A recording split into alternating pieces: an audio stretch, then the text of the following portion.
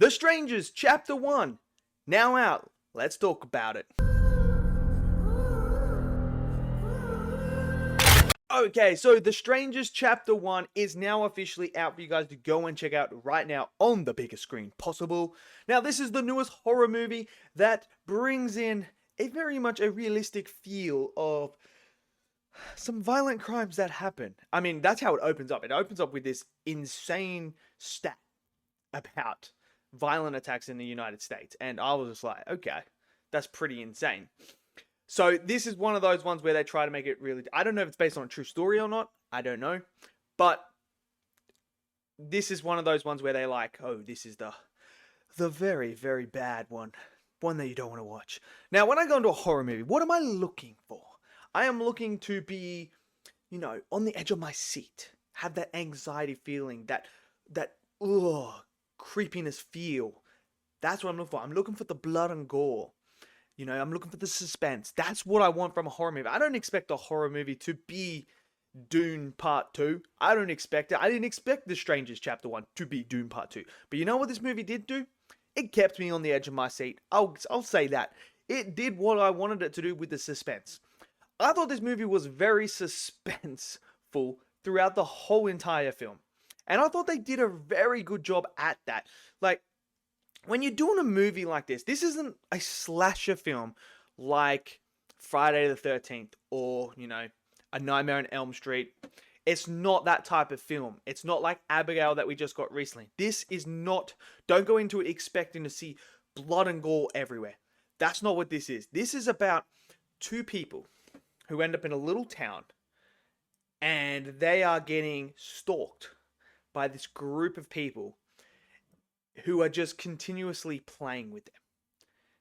Keeping them on the edge of their stress, basically. Like, you're sitting there, like, there's moments where you're sitting there and you're feeling for these characters. You're feeling that stress that they're under. You're like, this is no way out. This is like the worst case scenario possible. Like, there's nothing you can do. You're just awaiting your death. That's really what it is. So I like how they did that element, and they didn't just go out and go, here we go. Your traditional slasher, bang, let's just murder as many people as you can. That's not what this movie's about. So don't go in there expecting that. Now, the characters themselves, we don't know much about the actual stalkers or villains. They don't reveal who they are in this movie. Obviously, there's going to be more because this is Chapter 1, and the ending...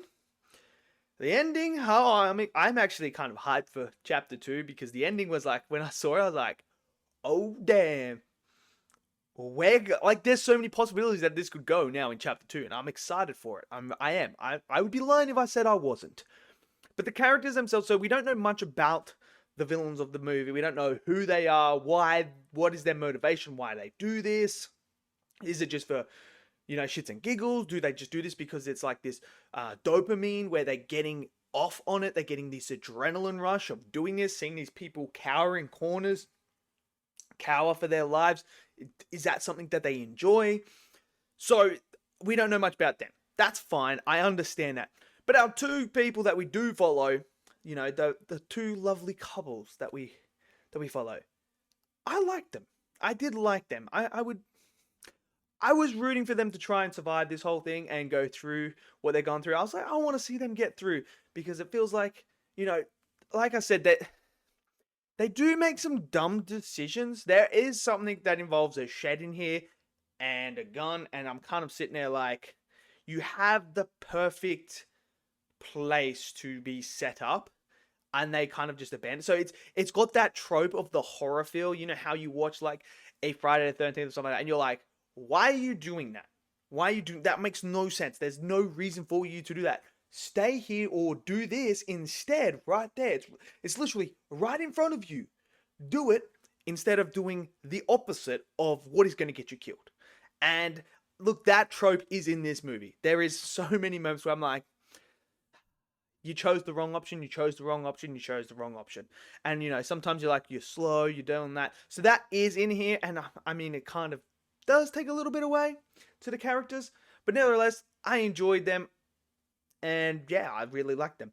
So when it comes to the pacing of this film, some people are going to find this movie slow. I'm just going to say it outright. Some people are going to find it slow because it is a slow burn. This is not a high octane action horror movie. This is a real slow burn. But what they did effective for me personally is the suspense. To me, there are so many creepy scenes in here. You see it in the trailer, the shower scene, creepy as hell. The person on the porch that knocks on the door, creepy. The people in the mask themselves, creepy. There are so many creepy moments that I was sitting there like, yo, I'm getting chills down the back of my spine because that is just 100% creep central. Do not come anywhere near me with that. So that worked. I really liked it. I was on the edge of my seat. I was like, okay, what's going to happen next?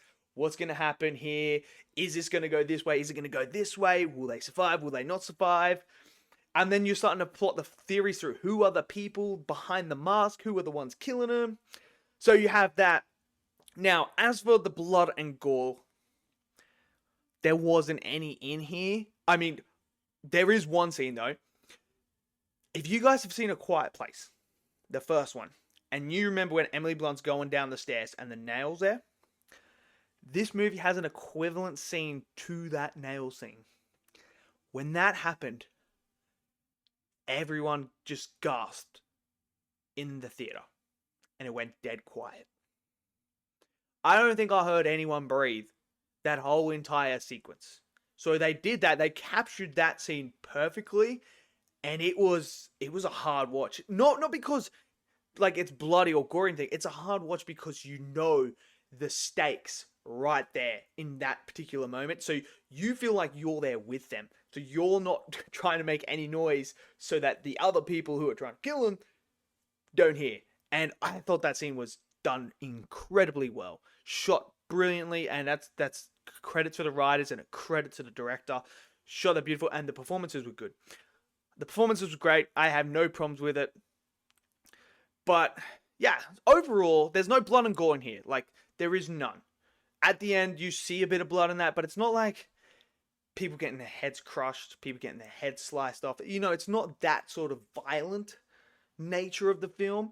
This is just more of that suspense build up, and then bam, blood, a little bit of blood and gore here and there. So it's not a full blown like blood and gore horror. Don't go in there expecting that.